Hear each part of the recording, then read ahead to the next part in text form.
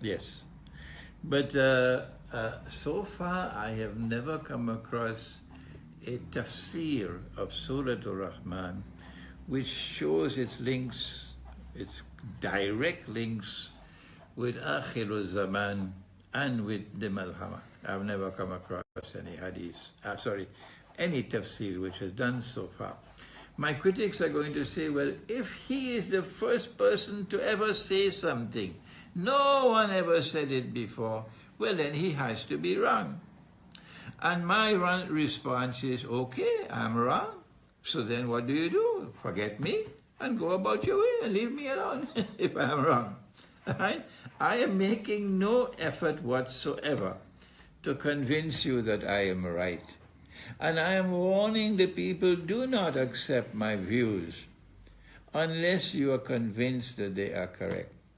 So if you are saying that I am wrong, that nobody ever said it before, Imran is the first to say it, and I am wrong, and then my response is, okay, fine, full stop, I'm wrong. So then why don't you go your way and leave me alone? Okay? I am perfectly happy and comfortable to continue doing the work that I am doing, assured, with the assurance that if this is indeed the truth that I am explaining, it will survive in history. That's right. And so when we go to Surah Ar-Rahman of the Quran, and I cannot expand on it today, but on another occasion we can do that, inshallah, you have to ask yourself the question, nothing happens in the Quran by accident. Nothing. Allah does not waste words in the Quran. No. When Zulkarnain went in the direction of the rising of the sun, and he came across a people, لَمْ نَجْعَلْ لَهُم مِّن دُونِهَا سِتْرًا, a people for whom we had provided nothing more as a covering other than what they had naturally.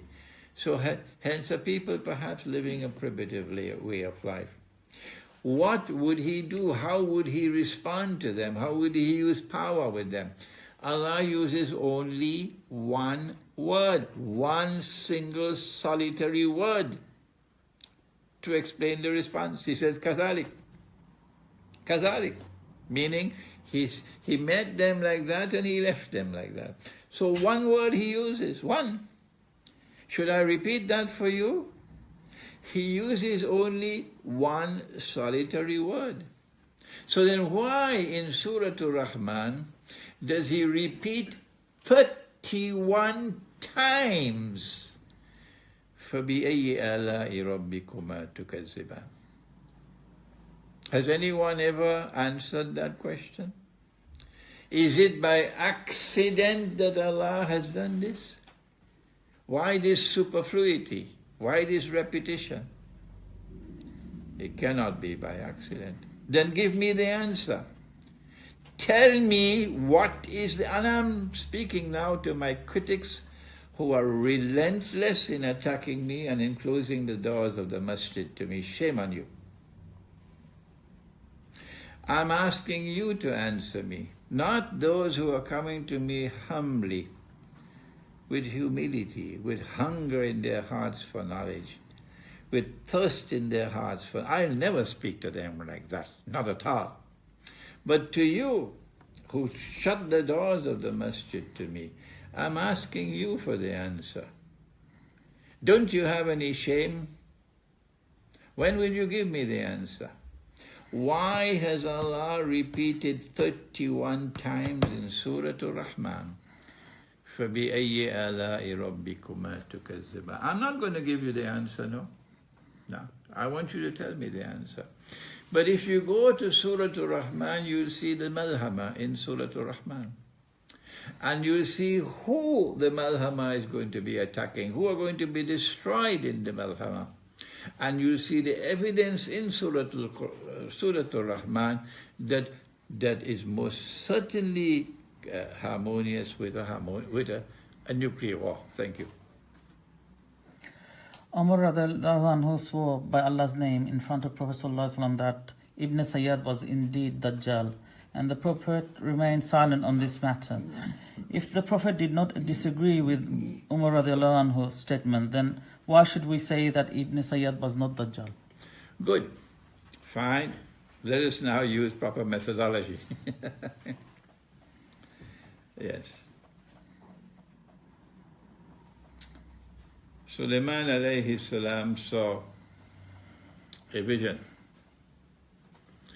And excuse me, I hope you're listening to me. This is not hadith. This is Quran. So when you come at me as though you're always coming at me, remember this is the Quran. Remember you should show respect for the Quran. I'm talking to my critics. Allah gave him the vision of someone sitting on his throne. And that someone was a jasad. What he saw in that vision was so terrifying to him. That person sitting on his throne was so evil. And he recognized that that person sitting on his throne wants to inherit his kingdom. That's why he's sitting on the throne. He wants to inherit my kingdom. And you will kindly excuse me if I say it's the Holy State of Israel. I don't know any other answer to give. So I call it the Holy State of Israel, the kingdom of Solomon alayhi salam. And then he responded by making a dua to Allah. رَبَّنَا اغْفِرْ لِي وَهَبْ لِي مُلْكًا لَا يَنْبَغِي لِأَحَدٍ مِّن بَعْدِي. Kindly forgive me, O Allah, and grant that my kingdom may be such that none can inherit it after me. None can inherit it after me, indicating that my kingdom must end when I die. Good. Who is that sitting on the throne of Sulaiman alayhi salam, who wants to inherit the kingdom and who is an evil being? And it terrifies Sulaiman alayhi salam to such an extent that he makes this dua, unprecedented in history, that this Khilafah state, the first Khilafah state in history, should end when I die. My answer is Dajjal.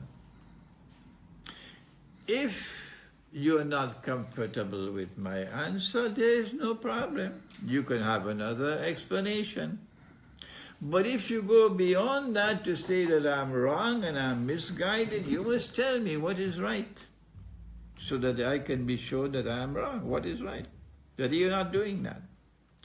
And so from this verse of the Quran, it is confirmed to me that Dajjal wants to rule over the Holy Land and over a holy state of Israel. Did Ibn Sayyad have even an iota of a connection with that subject?